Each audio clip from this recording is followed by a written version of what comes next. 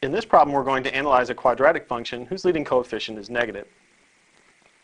I want to analyze the function f of x equals negative 2x squared plus 4x minus 5. First thing we'd like to do is determine whether the graph opens up or down. We do this by looking at the coefficient on x squared. Since the coefficient on x squared is negative, we know that the graph will open down. Next, we want to find the vertex of the graph. We can find the x-coordinate of the vertex by using x equals negative b over 2a. We come back up to our function. We can identify that a is equal to negative 2, b is equal to 4, and c is equal to negative 5. So it'll give us x is equal to negative 4 over 2 times negative 2, which is negative 4 over negative 4, which equals 1. We can get the y-coordinate of the vertex by evaluating our function at x equal to 1. That is, we need f of 1, which is negative 2 times 1 squared plus 4 times 1 minus 5. 1 squared is 1. Negative 2 times 1 will give us negative 2 plus 4 times 1, which is 4, and then minus 5.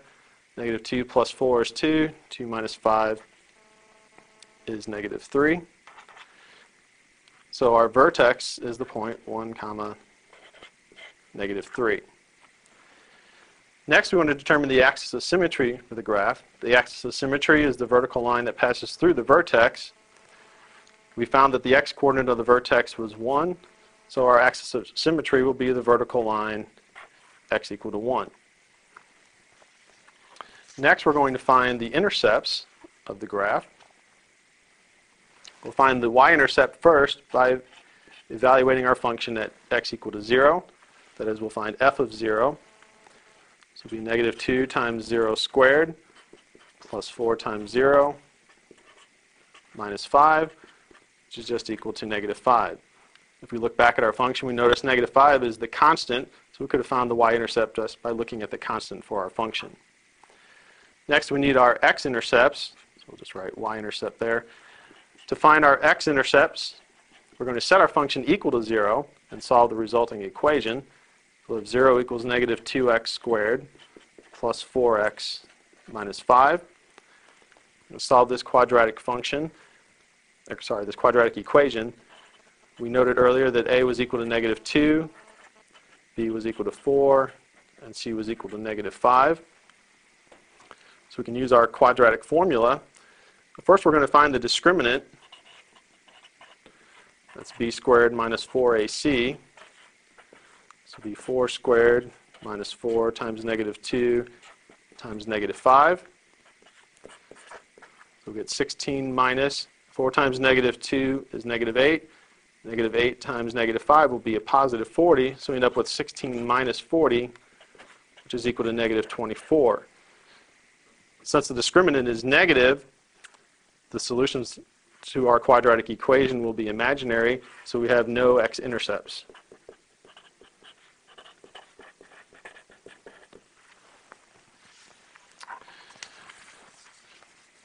Next, we want to use the information that we found in parts A through D to graph our quadratic function. And once we have our graph, we're going to use it to determine the domain and range of the function for part F, and in part G, determine where the function is increasing and where it is decreasing. So we're going to go ahead and graph our function.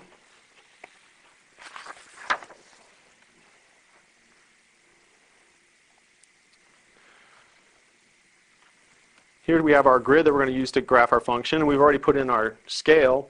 In the x direction, we're going to scale by 1, and in the y direction, we're going to scale by 2.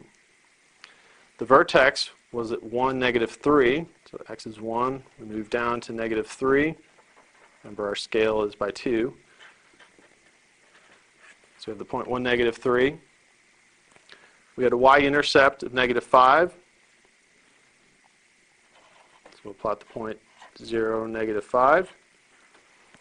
We'll put in our axis of symmetry. It was the vertical line, x equal to 1. We could plot one other point using our y-intercept and the symmetry of our graph. Since the point 0, negative 5 is 1 unit away from our axis of symmetry, we go 1 unit in the other direction. We'll have the point 2, comma, negative 5 that will be on our graph. We'd like to get maybe 2 other points to get a nice smooth curve. So we're going to pick, let's say, x equal to -1. Remember our function was f of x is -2x squared plus 4x minus 5. If we evaluate at -1, we'll have -2 times -1 squared plus 4 times -1 minus 5. -1 squared is 1. -2 times 1 will be -2. Then we'll have 4 times -1, so we'll have -4 and then minus 5. So this will be -11. So the point -1, -11 will be on our graph. Again, we'll use symmetry. This point, -1, -11, is 2 units away from our axis of symmetry. Go 2 units the other direction. And we'll get the point 3, -11 is on our graph. And here we'll connect these points with a smooth curve.